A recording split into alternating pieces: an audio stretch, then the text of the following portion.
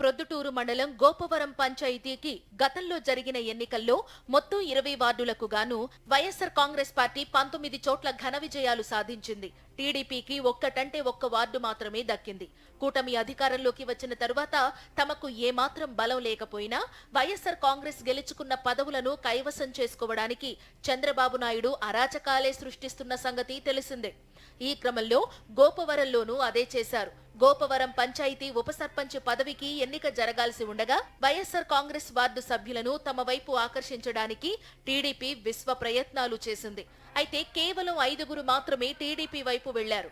మిగతా 14 మంది వార్డు సభ్యులు ఎలాంటి ప్రలోభాలకు బెదిరింపులకు లొంగలేదు. వైఎస్ఆర్ కాంగ్రెస్ లోనే ఉన్నారు. ఎన్నిక రోజున వైఎస్ఆర్ కాంగ్రెస్ వార్డు సభ్యులు ఎన్నికల ప్రాంగణంలోకి రాకుండా అడ్డుకున్న టీడీపీ గుండాలు మహిళను సైతం ఖాతరు చేయకుండా విచక్షణారహితంగా దాడులు చేశారు.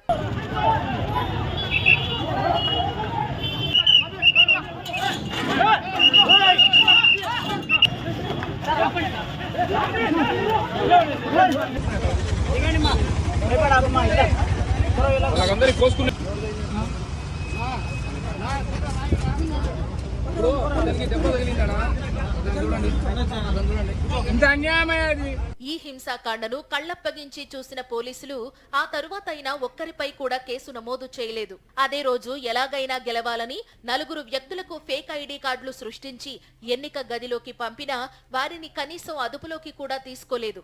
సాక్షాత్తు రాష్ట్ర ఎన్నికల కమిషన్ను అపహాస్యం చేసే విధంగా వారు వ్యవహరిస్తే కనీసం కేసు కూడా నమోదు చేయలేదు.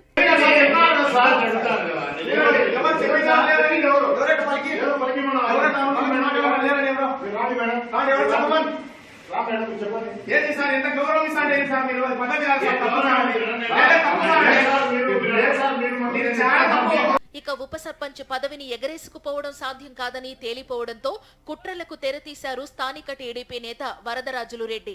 చిన్న ఉప సర్పంచ్ పదవి కోసం ఇంతగా దిగజారాలా అని వైఎస్ఆర్ కాంగ్రెస్ పార్టీ నేత రాచమల్లు శివప్రసాద్ రెడ్డి ప్రశ్నించారు.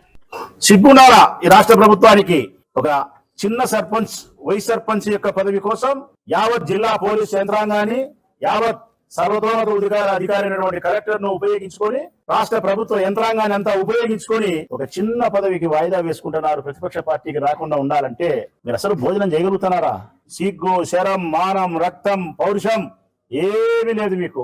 అసలు వరదరాజుడు 85 సంవత్సరాల వయసు కలిగిన ఈ మనిషి ఈ చిన్న పదవి కోసం ఇంత దుర్మార్గానికి ఒడిగట్టడం, ఇంత నీచానికి ఒడిగట్టడం, ఫేక్ ఐడి కార్డు సృష్టించడం, రాళ్లతో దాడి చేయడం, పోలీసులను ఉపయోగించుకోవడం, ఈరోజు మినిట్స్ పుస్తకం చించేయడం, వాళ్ళ వార్డు మెంబర్లే గొడవ పడడం అసహ్యం అనిపించలేదా మీకు? మార్చి 27న జరగాల్సిన ఎన్నిక 28న నిర్వహించడానికి ఏర్పాట్లు చేశారు. అయితే ఎన్నికల సంఘం అధికారులపై కూడా టీడీపీ గూండాలు దౌర్జన్యాలకు తెగబడ్డారు.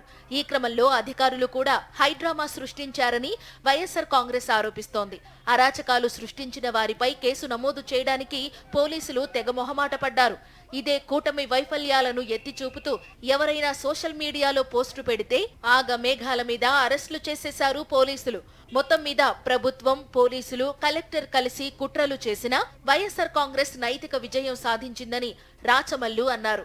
నిజాయితీగా నిలబడిన వైఎస్ఆర్ కాంగ్రెస్ వార్డు సభ్యులను ఆయన ప్రశంసించారు.